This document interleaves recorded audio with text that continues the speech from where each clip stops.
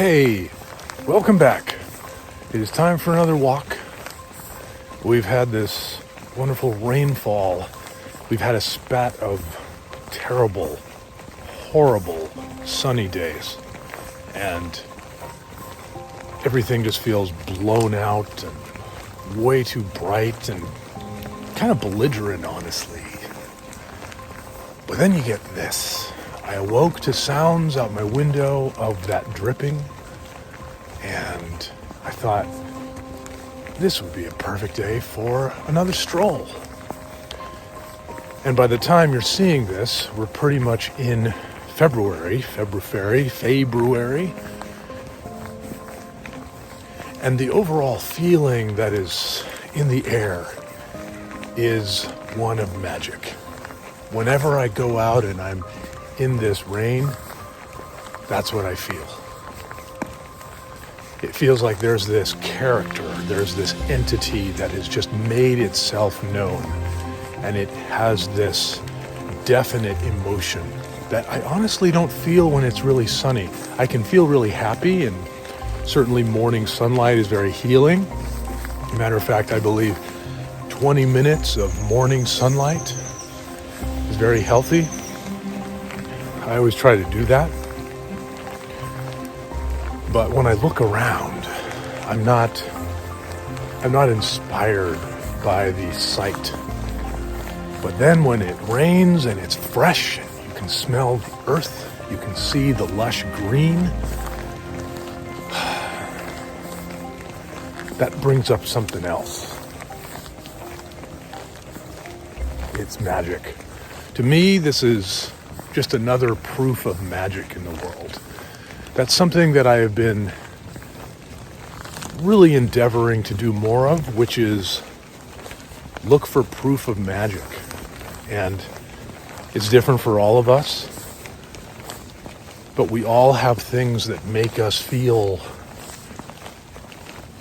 beyond what's happening, that we are capable of more than what we see.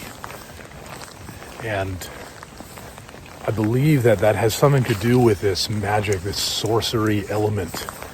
And what a thought to think of when they talk about being in touch with the inner child.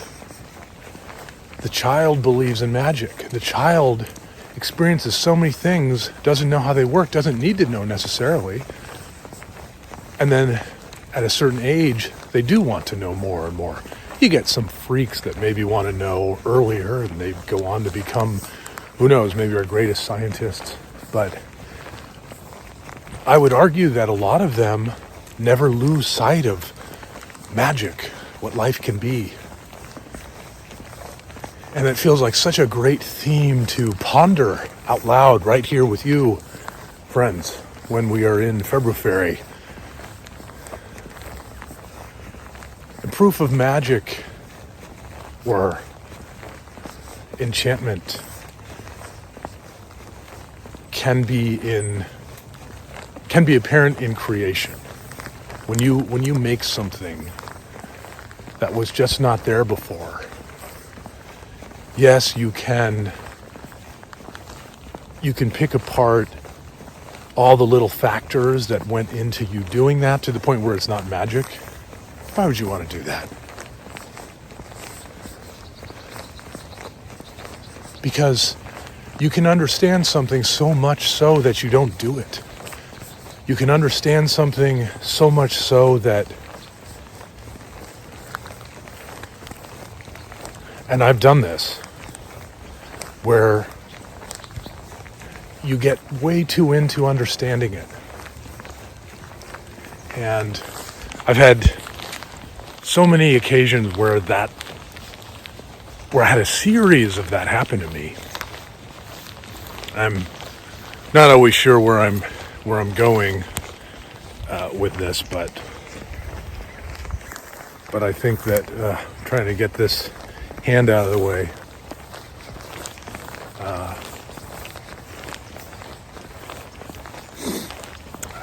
I'm captivated by this tree, this magical tree. I know I pointed it out in another video. This eucalyptus here.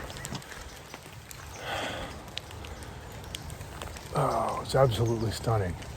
Tell me that's not magic right there. That is pure magic. Music is another thing. How can I create something with a sound and you hear it and feel emotionally moved, to feel all kinds of things that you might feel?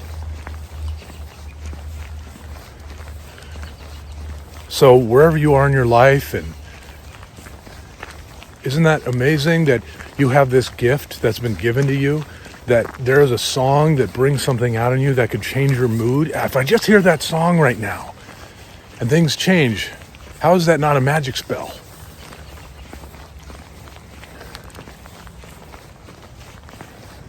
Many centuries ago, writing, like pen to paper, was considered magic. You know, that was an invention that came about. We didn't used to write, so can you imagine? I always like to think about this. The first people that experienced a writer putting something to paper, leaving it there, that someone else could read and comprehend and be affected by. That was seen as magic, and they were seen as wizards. Writers were seen as sorcerers. Think about that.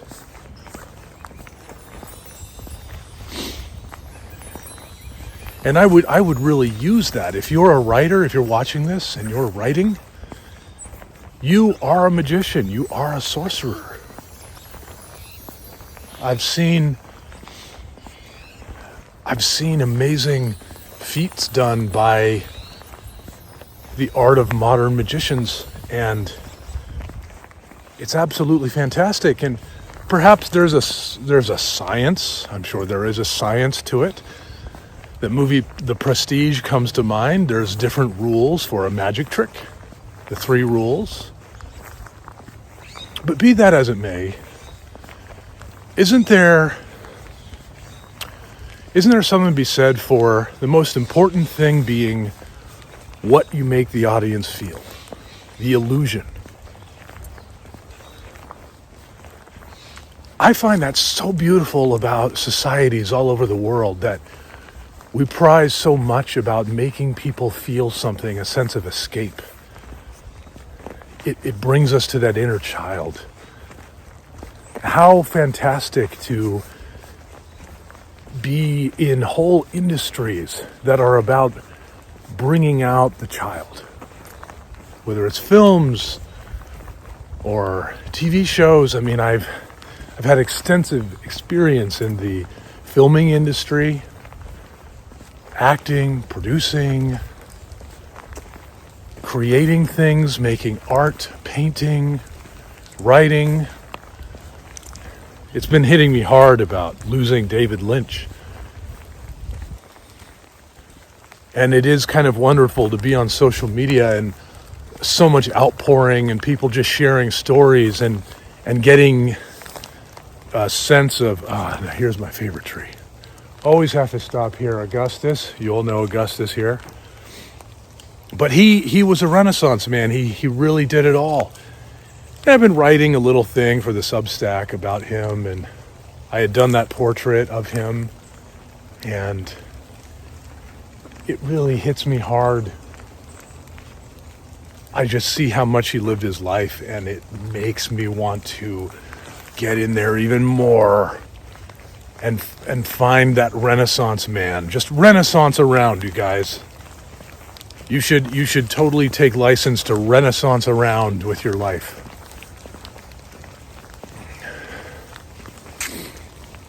Maybe you're comfortable doing one thing and then you want to do something different. People say, don't do that. I say, go do it. I say, if you go do that, it might make you better at the thing you do. I'm not saying I'm the master of it, but But I think renaissancing around is a beautiful thing. If you think of the term renaissance, it means rebirth. So if you renaissance around, this is you finding your own rebirth. And there's so much proof everywhere that can happen.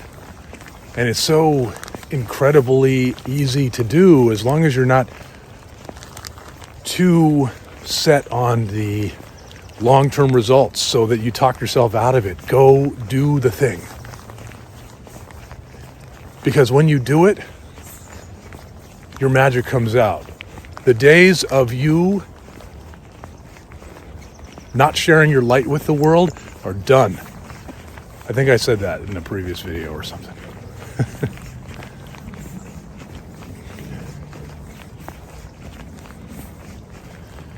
Sometimes people ask me, like, you have these rings, you know?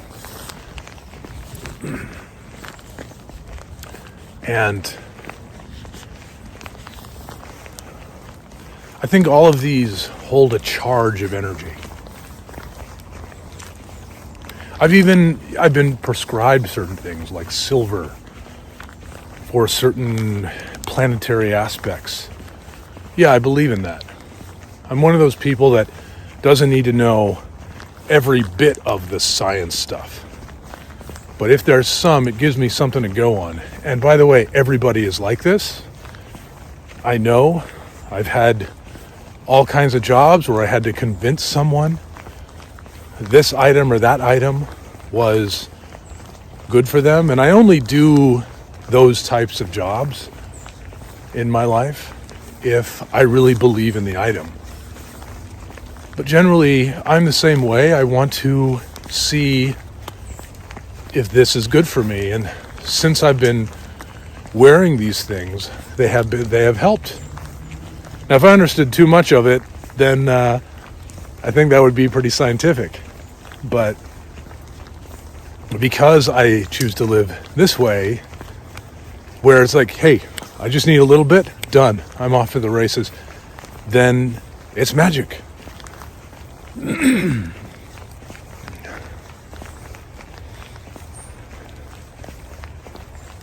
So, why am I even talking about this?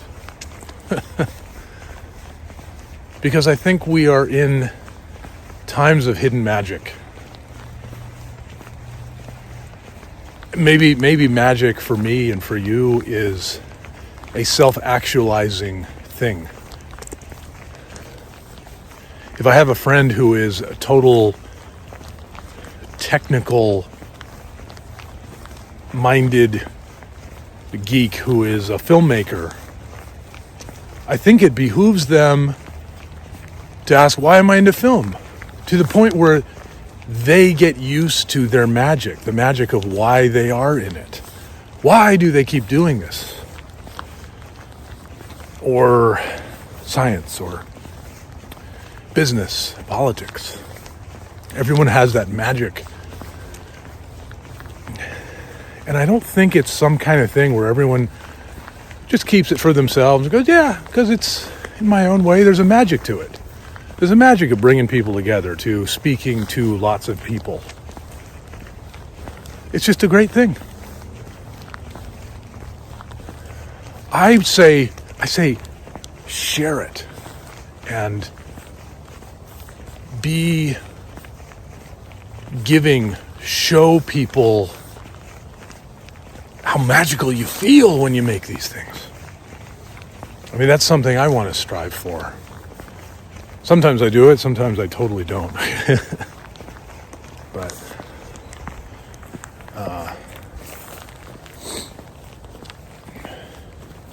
But I think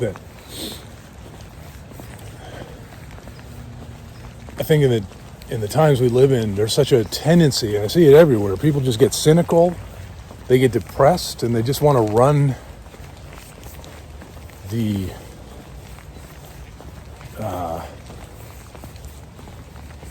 dark side of things, where we're going to go, and I think there's a pragmatism to that, but where does all that fear-mongering take us? I mean, I know people who just, all they do is fear-mongering. It's really sad. And I get scared a lot, you know? It's a precarious world we're in, but it's so important, I think, with magic, and maybe you could align it with faith too, to remember that you don't know what's going to happen.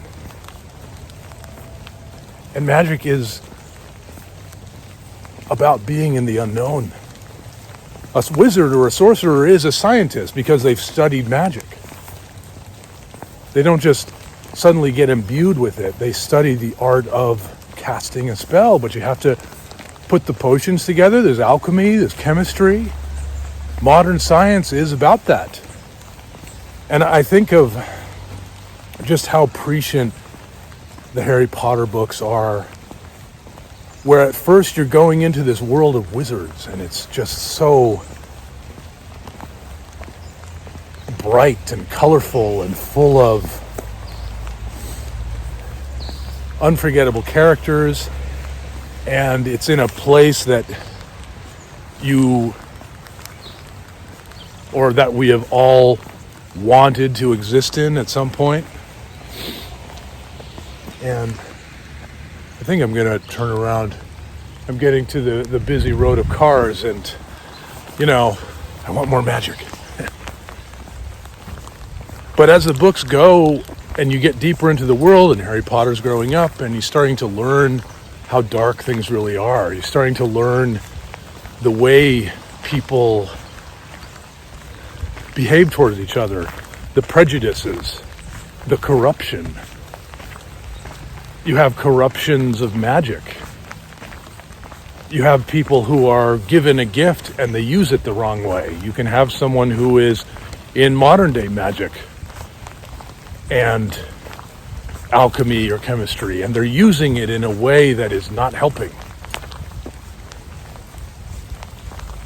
And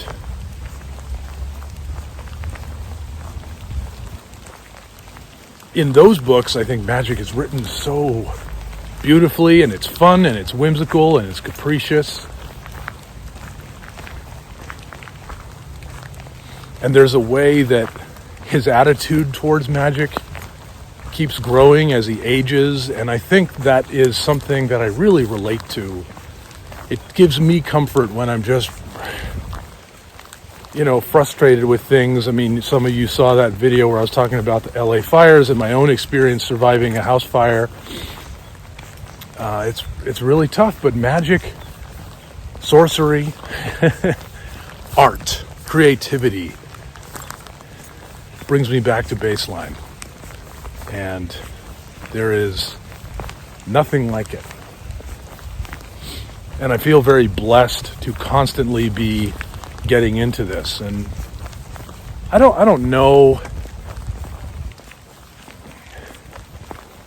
I was thinking about how at this point in just the span of about a year, all of us have pretty much been able to recognize what AI art looks like. Now, maybe there's some that's gotten even more realistic. But it went from being like, oh my God, this is perfect, a machine did this, to, well, that looks like AI art.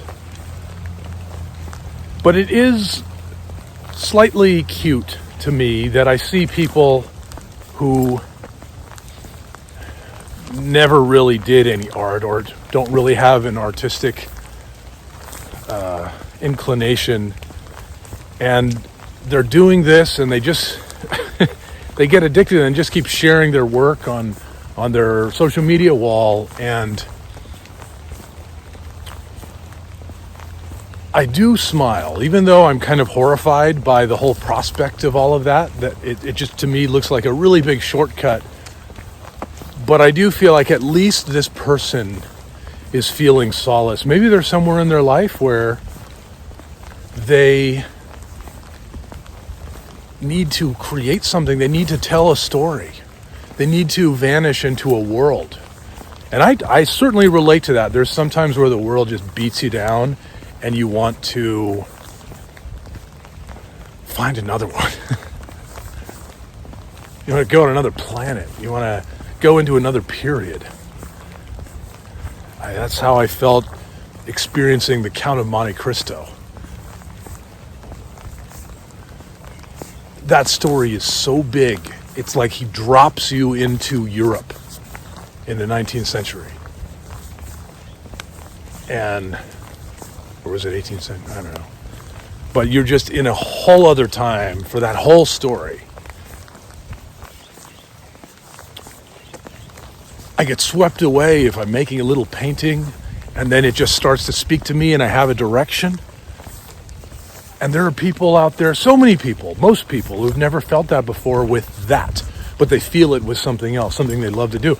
And then one day, after they've lived so much of their life, they feel what it's like to do a painting, to complete a piece of art that tells a story that's full of color and vibrance. And they get to say in a certain way, I did that. Now a consciousness is coming up of prompts. You feed a prompt into the AI and it spits things out. So there's an art to doing AI, which is the art of prompting. And so now we're all becoming aware of that separation. And I think that you will continue to have people who become artists and entrepreneurs and sellers of ways of prompting AI.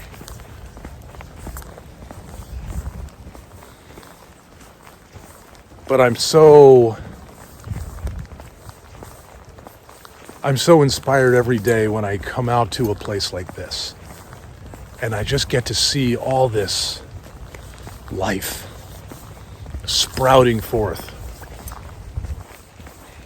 I have to quote that one of my favorite tea fortunes. If you want to know ecstasy, study a tree. Study a tree. Like this. I mean, look at this. Look at this.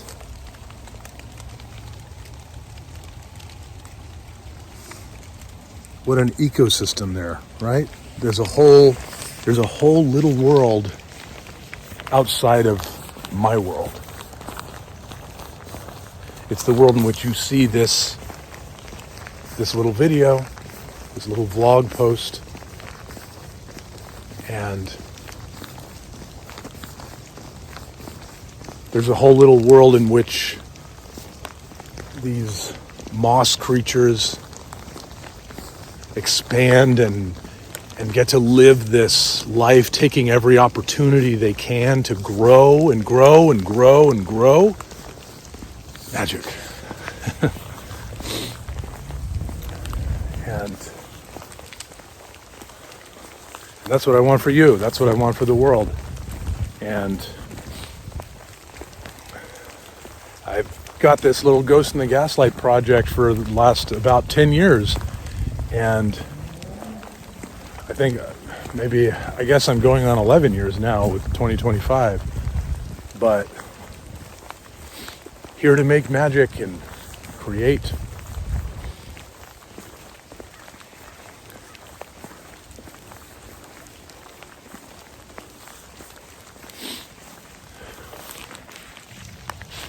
Look at redwoods of Northern California. I feel so lucky to be able to experience these. Wouldn't want to live in them though. I wouldn't want to. I had that once. I had a house in a redwood forest, and I mean, it was beautiful. It was one of the most, hang on, why is this? Let's see if I can. Okay, well, I think that's a little better. I had a house in a redwood forest, and it really messes with the air, those places. You have to be careful. I think that was that didn't help the asthma that I once developed living in there. I talked to others who said the same thing. But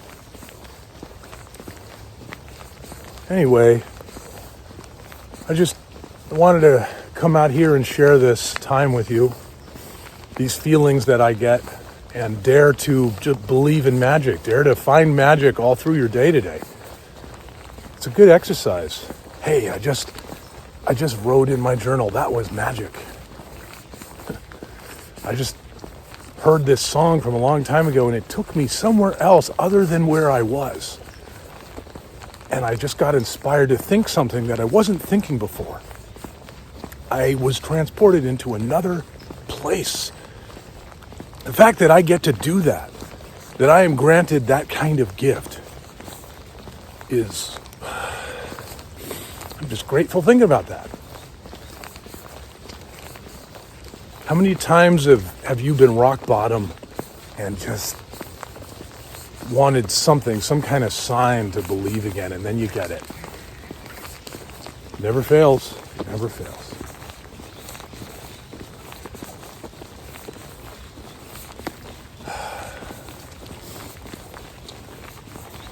This world is dancing with you. This universe is delighting in sharing its genius for creativity with you constantly. This world is like a performer, constantly wants to enact a play that it's putting on. It wants to share its story. That's it. This world is this storyteller. And it wants to inspire you to dance with it. To get up there and go do something. And what I find, again, not the master of this either, but time and time again, there's a voice that goes, no, it's too hard, or I don't feel it, I don't want to, but you claw your way into it. You get up there and you go do that thing anyway. Because when you have that voice of, no, it's too this, too that, oftentimes that's a clue that that's the thing you need to do.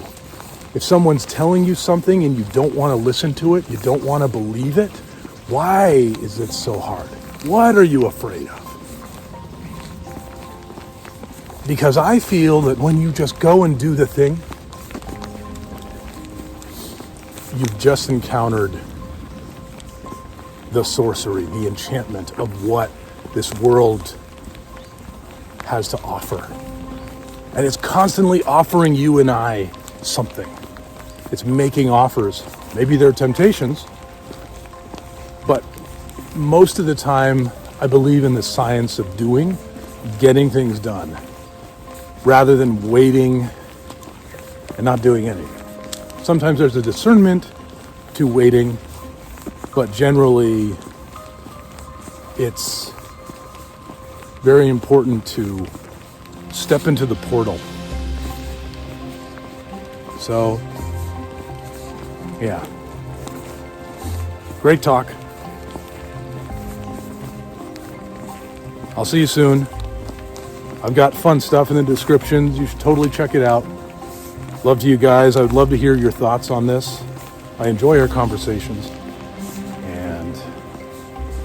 Take care, you beautiful, haunted romantic.